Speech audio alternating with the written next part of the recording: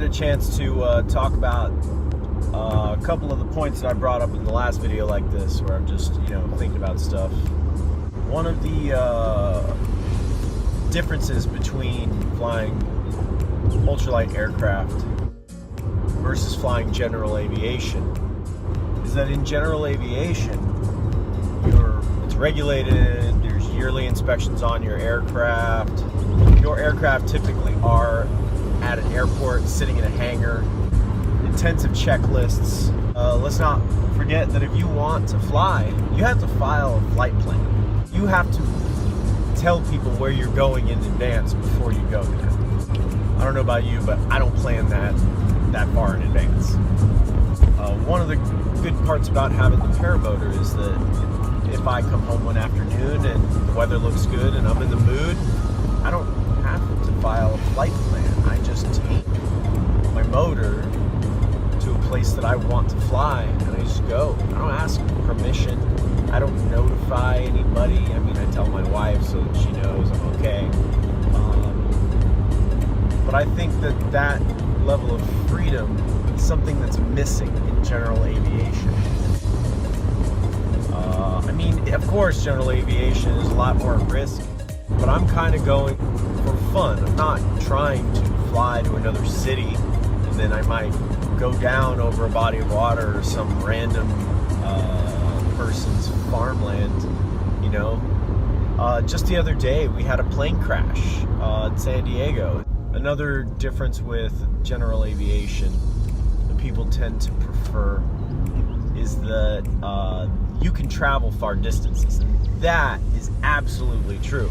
But one thing that's not brought up is the cost. Now, in general aviation, let's say you have a small little airplane. These airplanes can get maybe 10 miles to the gallon. Sometimes the more efficient ones can get 15 miles to the gallon, but that's nothing compared to a car. I mean, if you plan it out right, compared to a Prius, for instance, you're getting 50 miles to the gallon highway. Most afternoons, I'm not planning a 3-hour flight. Most afternoons, I want to go up for anywhere from 20 minutes to an hour of just sightseeing. So I'll load up my gear onto the car, drive out to where I want to be flying, set up and check it out. Just tear around in that one spot. And the best part about it is that I'm not really restricted like general aviation is. I'm allowed per FAR 103 to fly below 500 feet.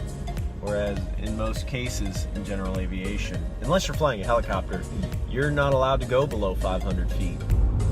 The view in a paramotor and an airplane is completely different in that when you get into an airplane and you're getting ready to take off or you're in mid-flight, your face is just filled with gauges and readouts and instruments. A lot of cockpits, you are just barely looking over the edge of your dashboard through the windshield. And then you have some side windows, but they're not huge, okay? So if you want to get a good view, sometimes you have to lean the plane over and go into a roll just to see straight down. With a paramotor, all of that is stripped away. There's no instrument panel, there's no windshield, there is just you in the sky. Let's say gauge breaks or a little part breaks off of your aircraft, a little Cessna that's already 30 years old. You might not be flying that day. Hell, you can't get the part or get it fixed or have the money to fix it on the spot. You might not be flying for a while, but you still have to pay your hangar fees, you still have to pay for gas, and you wasted your time. All the time that it took to file a flight plan, get in the bird, get everything warmed up, get on the flight line, and then, oh, hey, wait a minute. The light bulb for my radio readout burnt out. Now I can't switch freaks. Yep, I'm done. I'm done. I can't go anywhere. Oftentimes I'll fly. I don't even have a radio. A lot of my buddies they'll take earbuds for their iPod, just shove it up in their hearing protection and listen to music. Somebody gives them a call or texts them. They don't usually mess with their phones, but if you have a Bluetooth headset, then you can listen to music, you can make phone calls all in midair. But I don't know a lot of people doing that.